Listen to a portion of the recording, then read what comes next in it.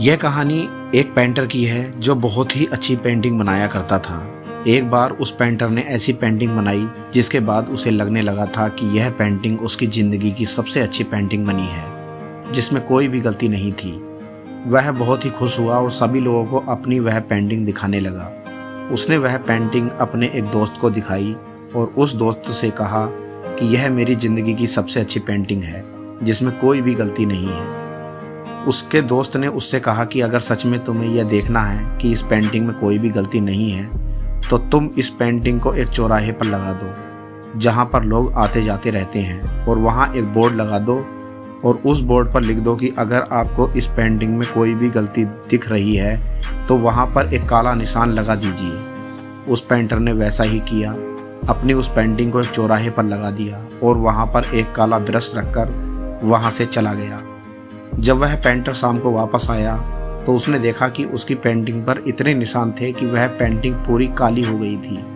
वह पेंटर रोते हुए अपनी उसी दोस्त के पास गया और उसको सारी बात बताई और कहने लगा, मुझे तो लगता था कि इस पेंटिंग में कोई भी गलती नहीं है, लेकिन लोगों ने तो इसमें बहुत सारी गलतियां निकाल दी।